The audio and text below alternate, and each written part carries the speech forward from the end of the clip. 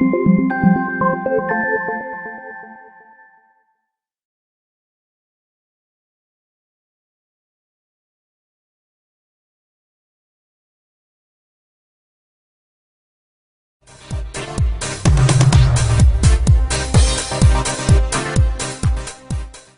actually the chief trainer and the co-founder of TerraSeeds Market Technician.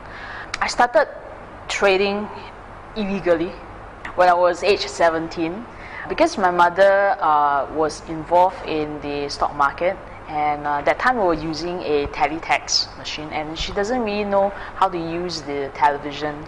So I became the IT consultant together with the groups of aunties and friends. Alright, partly because I was a little bit more educated, so I can tell them, this stock is moving up or down. So that's when I first started trading unofficially on my mother's behalf, basically tracking stocks for her, updating her the price, and also reading some newspaper and say, hey, probably these stocks might be going up and it might be good, etc.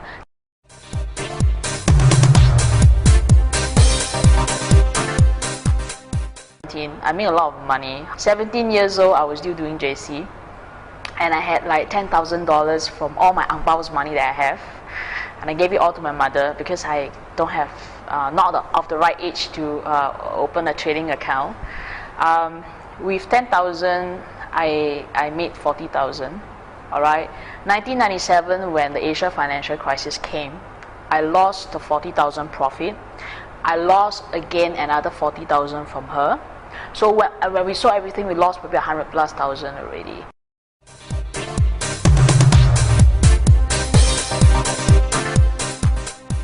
Devastated because I couldn't do quite well for my J2, the junior college examination. There was a time that I also couldn't study.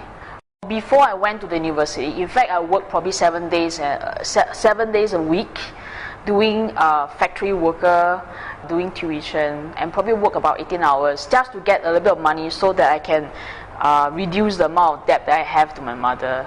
Alright, so by the time when I was in university, I start to try to get some money back, because that time when I was in university, IPO was very hot. Alright, because you could just press and probably get one lot of shares, and maybe you pay 2,000, but when it was first launched first day, you probably can double the amount. And that's how I slowly start to make the money.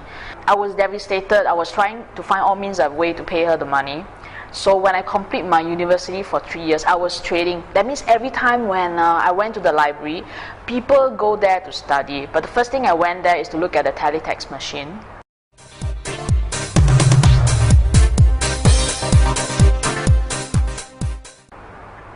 To pay her back the money, and my mother always say, if you first started, right, you can never get away with it. That means it's something that you start and you always stay at the back of your mind. Even you forget about it, but you will still come back. Second is that when people have interest in all the accounting and all the business management, right, I don't really have interest in all this. In NTU, we have libraries, which is the first floor. That's where you do all your readings and studies. The upper level will be all the research books, right? But I actually went to the basement. That's where all the book on investment and technical analysis house, and I'll be reading there rather than studying accounting or marketing stuff. Yeah.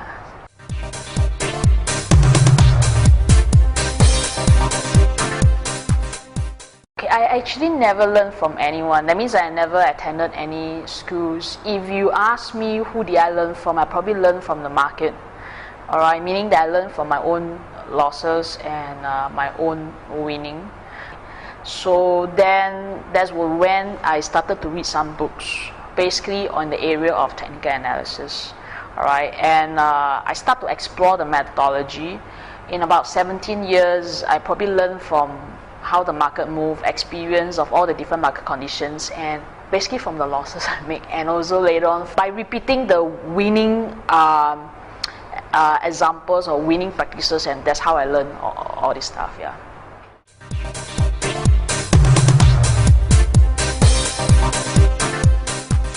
We learned our lesson never to do stocks which are fundamentally not sound. So we bought quite a lot of so-called blue chip stocks, and also stocks which are known. Known means that to us, we heard of Sam Marine, we heard of Samcorp. So these are our ST Engineering. These are the stocks that we bought. All right, it was slower and much slower than Klopp, but at least in 5 years, about 4 years plus, I managed to earn back the money and pay her back. In fact, I stayed back in school for about 2 years to read my master's. But then that was also one of the reasons is to continue trading and investing, so I could actually give her back the money. And that's the reason why it took me about 4.5 to 5 years, right? Because my bachelor was 3 years and my master's was about 1.5 to 2 years. So I took about journey of my studies to actually pay her back the money. Yeah.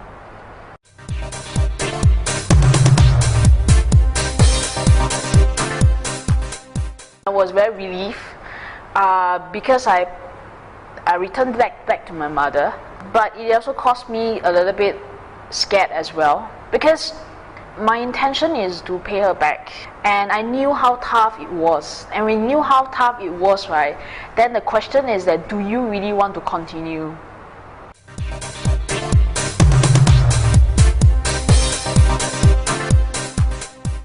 Yeah, the reason is very strong, because I was very young and I was flooded with a lot of money. Can you imagine 17 years old, you have 10,000, and in less than a year you have 40,000 or even 50,000, and it's so fast because you just place a call and the next day you have 2,000 in your pocket already. It's very fast. So the kind of psychology build up in me is unhealthy. Alright, it took me about 5 years to really understand or reconcile that. And also that's the reason why after I finished my master's, I didn't move on to trading, because it's a release of tension, alright, and I decided, hey, come on, stop for a while before and probably do some other things.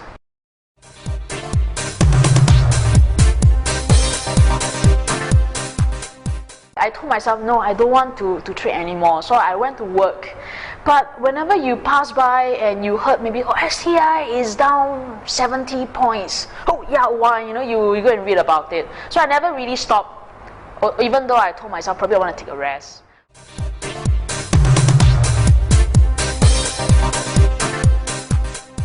I guess it's passion, but my mother always said that, you know, you're poisoned already.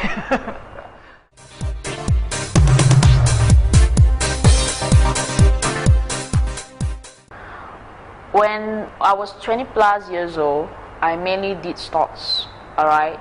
Then I went on to do US stocks as well, alright, because it was very popular then. I'm also still doing options, but what I did is that I have stocks portfolio, really looking at the performance or the fundamental of this stock, really buy and hold.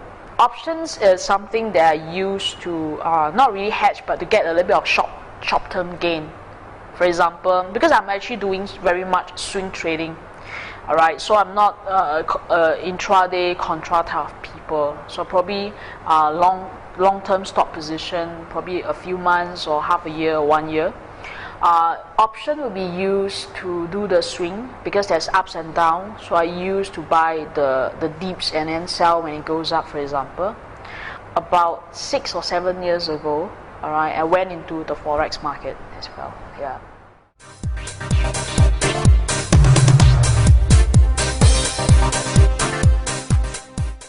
You have to understand each asset class and also what's the reason behind. For example, stocks, in the most initial way of using it is really for investment. You buy a stock that's good and you see potential for growth.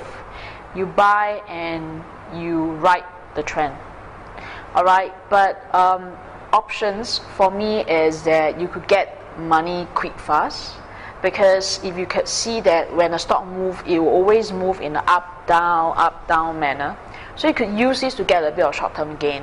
However, forex to me is a natural movement because of the of the nature of it as well. Forex is very technical. Technical means that you will conform to most of the technical studies.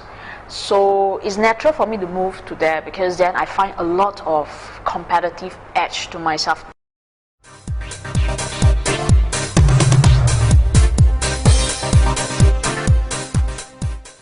you can say that because technically, in terms of technical analysis, I have built quite a strong foundation. Understand through my experience what kind of studies is good, what kind is not that suitable. I can't say studies are not good, but that's not that suitable. Alright, so in Forex, when I look at it, it's so easy to pick up. I just have to spend probably like a few months to understand the behavior. That's all, and just apply the studies that I'm actually doing. Just to let you know, the studies that we are doing is basically price-based, meaning that we look at a combination of Elliott waves, Fibonacci, price patterns to determine entry and exit.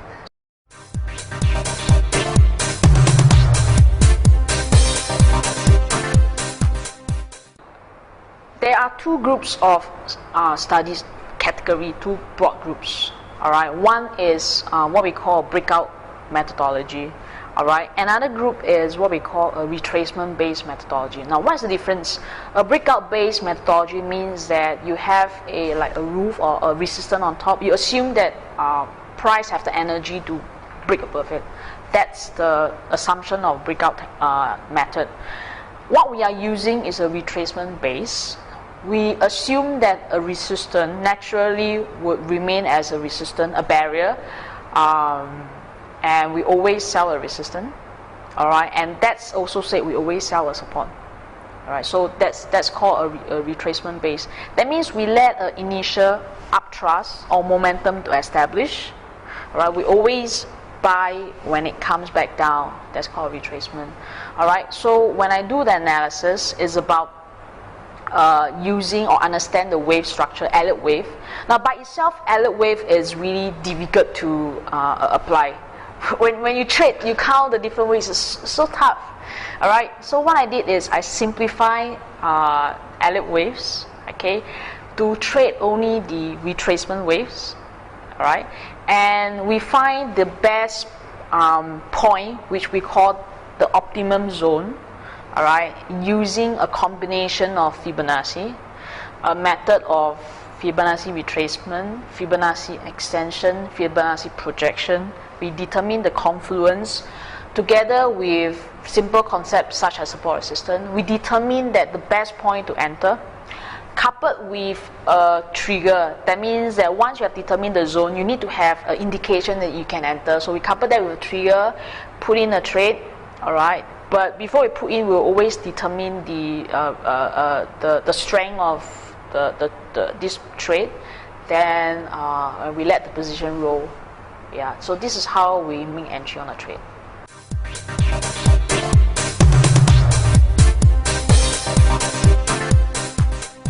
Now we are able to use the Fibonacci to predict in advance at the point that you enter what is the predicted extension point. Alright, that is done using Fibonacci. That means we can, today, once I enter a position, I know that what is going to be the price that is going to go up. Alright, I give you one example. On the Tuesday, I was doing a trade with the students. It was a trade on euro versus the dollar. It was doing, at that point of time when we entered, 1.4593. That is a support level that we entered. Okay, now once we enter the position, there could be few things that you do. One is you keep on watching, but for us, no, because at the point that we enter the position, we will also know that if it should go up, what is the price that you should go at the point that we enter the position, because we can predict that via Fibonacci technique and also Elliott wave technique. So we will key in the exit target and just leave it. We don't even watch the position. So Tuesday I did the position. Wednesday I have to travel to Jakarta, so I didn't have the chance to watch the market at all. When I came back at night, my position was squared with 183 pips profit. I didn't even see the position at all. Yeah, so that's basically how T-flow works.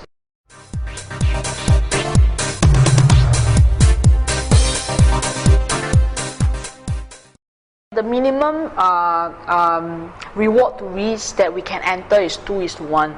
That's the minimum.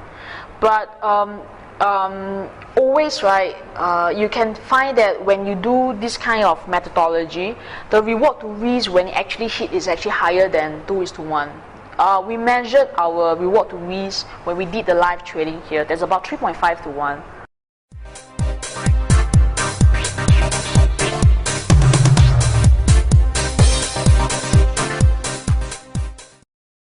Depending, because for us we have a bigger trading size.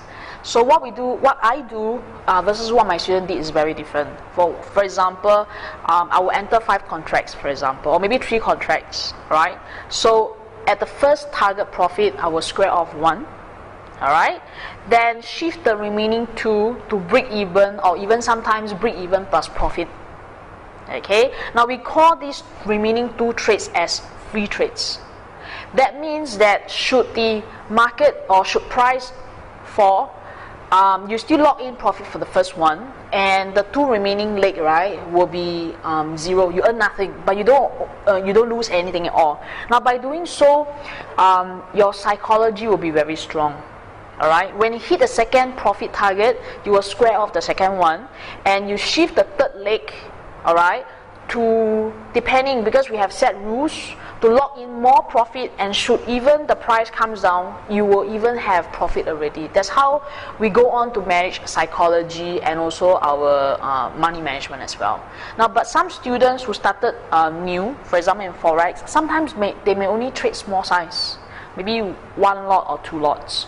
Alright, so we always encourage them to always square at the first target profit, so that you lock in the money, because money in your pocket is your money. Paper money is never your money. That's always our teaching. Alright, so if you have 2, you will take the first lot at the first TP, then you will take the second lot at the second TP. If you don't have the third one, then that's it. It's okay, but there will be always a chance. Make sure you lock in the money, keep the money. Psychologically, you are very well and sound.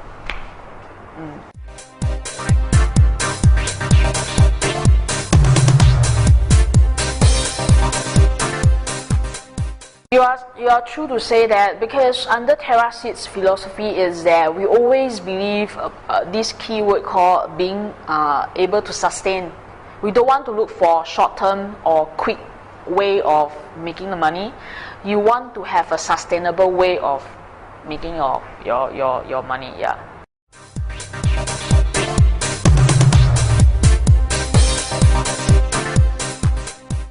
I would say that it's a mix. Alright, discretionary means that you make decision whether you want to enter or not. Yes, we do make our decision. Alright, but because we are able to predict future prices, we are very strict or very mechanical in entering. That means we will only choose to enter if price goes here. It's not reactive. Alright, because we already know that today I will be entering a position on euro when it goes to 1.4850. So we will stay put there and wait there.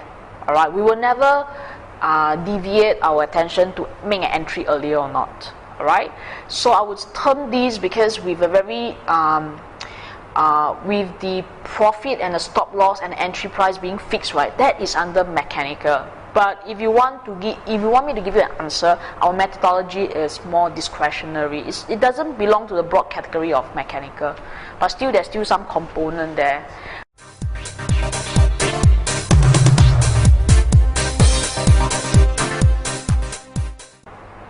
There are many, alright, but there are some trades that you are proud of because you have executed according to your plan.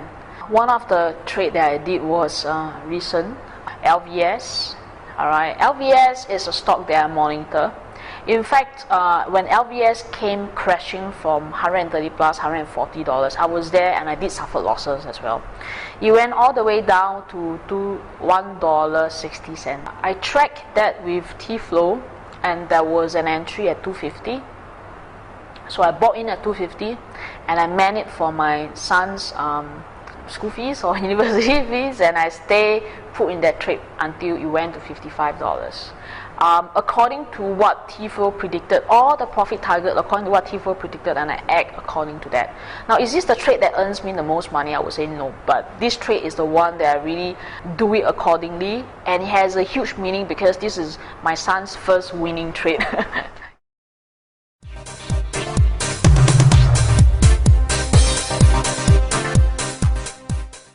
T-Flow, because it's based on Elliott waves and Fibonacci, it can be applied to anything. So for my own methodology, I applied that to stocks, options, even use it to do commodities, gold, silver. T-Flow predicted a buy at silver. We did it with our students also when silver was $36.60. It went all the way from there to $48, $49 recently. So we did predict that. In fact, I use it to buy house also.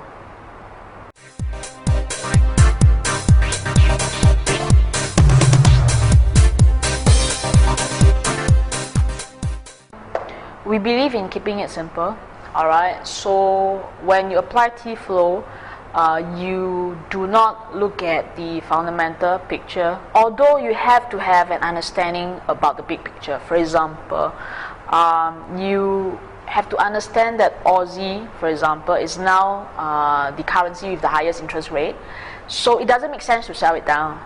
Alright, so we will always apply T-Flow to buy Aussie, buy up.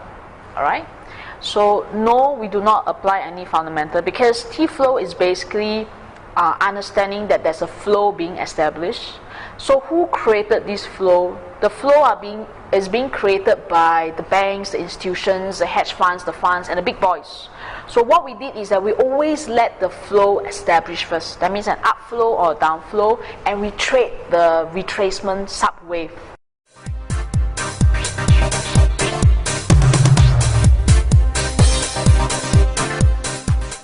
That's about 20 to 30% per month. Alright, that's for my FX trades. That's what I fix. For my stocks, no. Usually when I buy, and I just do US stocks, right? When I buy, I just say, look, this is a predicted profit target, and I can use only X% of the money that I have. So basically, I work very much on the amount of losses that I can lose. Alright, so it's been doing very well. Forex every month, like last month, clocked about 50% return for my Forex. This month, initial calculation, because I was quite busy, I probably do about 20% only.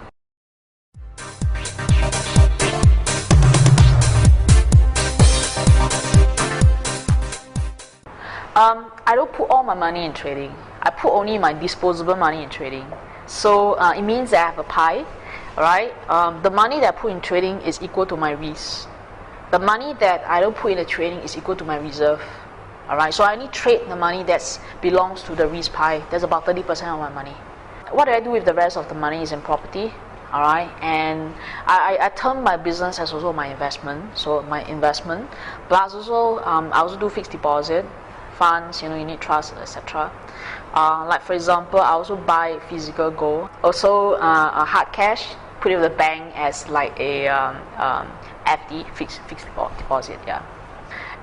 Trading is always risky, so we must never put all our money in trading, and that's the reason why a lot of people ask me, if you are so successful, why must you come and teach or come and train?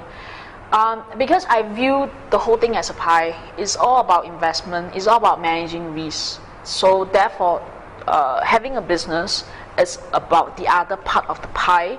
That's about how I manage the risk.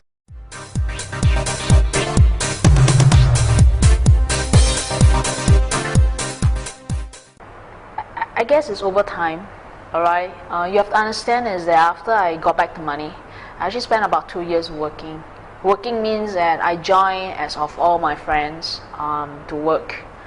But you realize the impact. You realize the impact that I'm working and I'm earning this little compared to how much I can earn a day when I do trading. So you can never reconcile that. I quit my job, then I traded full-time. Full-time means that I hire in a house, I have monitor. All right, and I stare at them. Now, but the thing is that when you do this kind of things, I wake up at 7 plus, watch the Nikkei market, then I watch the Singapore market opens, and Hong Kong market opens, and Tokyo market close, European market open, and you have the European market close, and at night you have the US market open, right? When you have this kind of lifestyle, basically you're trading like from 7 a.m., 8 a.m., all the way until 2 a.m. And there was one time I thought I was being crazy because I started to talk to the computer. And I think that this is no social life. And I asked myself, I'm so young, 28, 27, 28, 29, why am I doing these kind of things to my life? I guess that the way to get back my confidence was because I realized what trading is all about. It's all about it having a part of your life, all right, integrating that without taking away what you're supposed to do at life.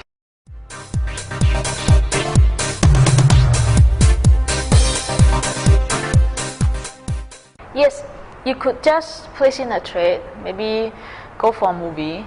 I realized that this kind of way of trading is very healthy. But although I have to admit, right, when it's late at night, 1 a.m., 2 a.m., nobody disturb you. I do scalp. I do short-term scalping, because somehow you have the drive, the energy, and it kick in, and you just want to do a little bit of action, I do these kind of things as well, yeah.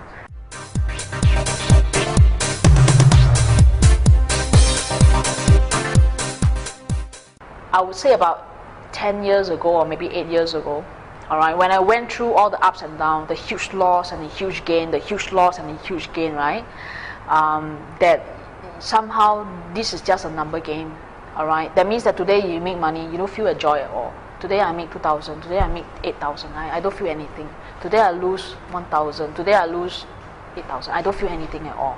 So this is how I manage my emotion. Alright, this is number one. Now number two is that then I start to design my own method to use Fibonacci and Elliott wave, and I took myself away from the screen. You basically detach yourself from trading and just let everything take care of itself.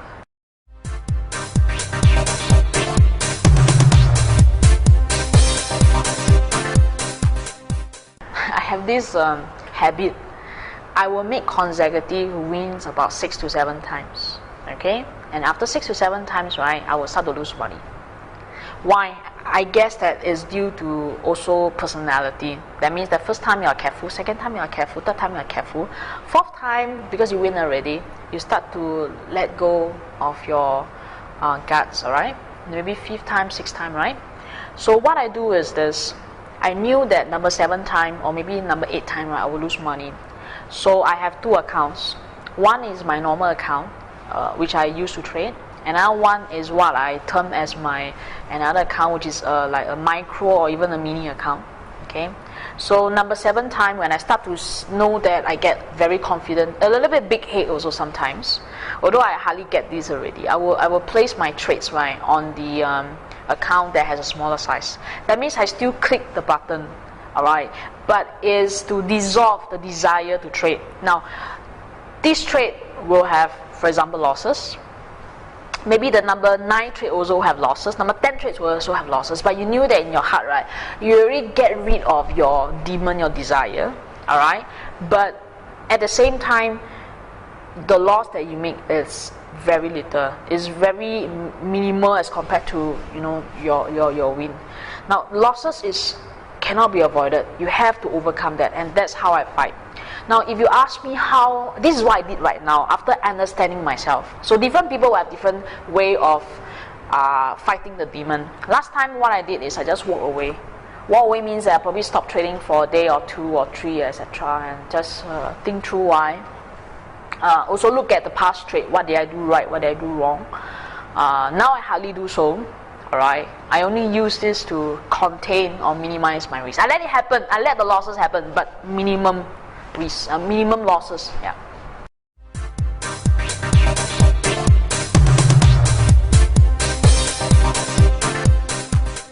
I always have a loss that's 2% of my capital. So as the capital grows, you always have more lots being placed in. As the trading capital reduce, you always have lesser. So let's assume my trading account is 100,000. So I have profits, I withdraw. So the new month starts, it still become 100,000. And I still apply standard sizing. That means that every month when I start the new month is the same size, trading size.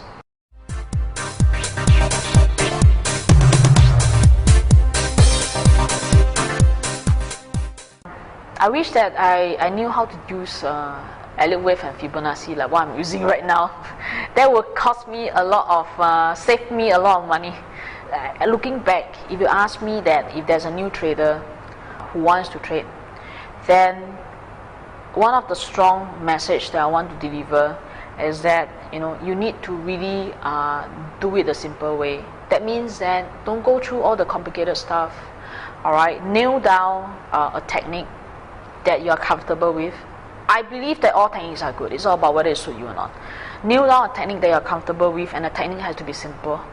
Alright, then keep on working on that technique.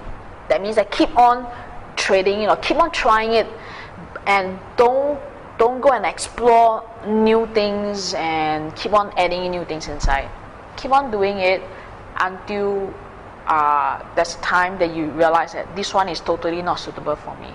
Alright, because when I first started, remember I read a lot of books. Alright, when I first started, I explored this technique, probably spend some money. I explore this technique, spend some money. Explore this technique, spend some money, right? You realize that if I could just understand and nail down to one and perfect it, right, then it'll be so much easier. It's like learning Kung Fu, You basically learn this and then make sure you take from level 1 all the way to level 9. You don't learn so many until you also, the Chinese call it 走火入魔, something like that, yeah.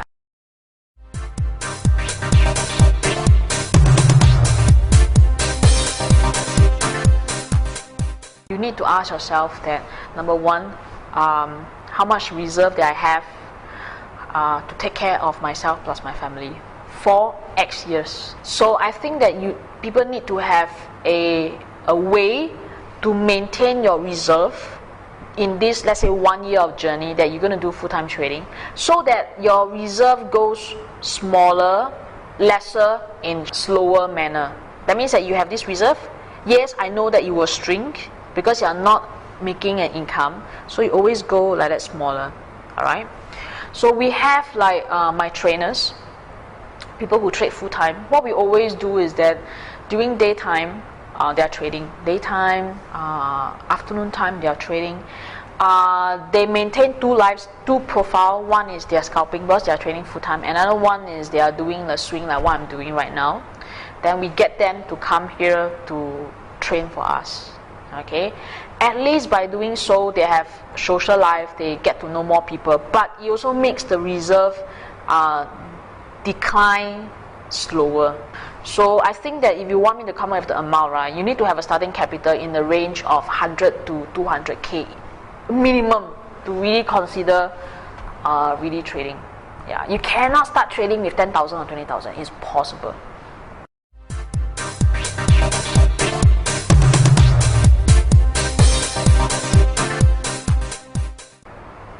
There are two groups of students I found, and I label that, right, but with no prejudice against anything, right, or discrimination against anything. Men tend to be more aggressive, they start off faster. Women tend to be more conservative, they always start trading slower. General, alright. People who are in the profession of pilots, doctors, accountants, engineers, for example, they are very disciplined and they really follow rules, and most important quality, they are very patient, alright, and they follow that set of rules. They are generally more successful. That means that because I measure success via being able to sustain that, right, so they usually start off slower, but they will sustain that kind of earnings. People who like to do extreme sports, for example, skydiving, rock climbing, dangerous stuff, etc., right, they tend to make money faster. That means that we have students who make back the school fees even they have not even graduated, but 3 months later they bomb their account because then they start to take risks and they're not following rules and they decided to break this and break that. Alright, so if you ask me, number one criteria, what are the qualities to be successful, right, I think Patience is very important. Really be very patient to wait for the right trades. Alright. Number 2 is really discipline. If this one doesn't meet all the criteria, don't take it, because there's always a trade that is going to come next.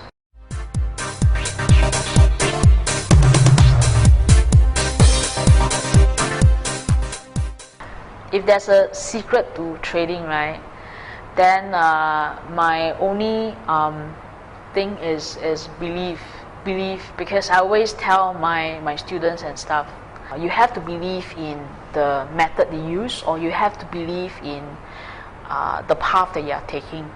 Alright, belief has an important component of being have the conviction.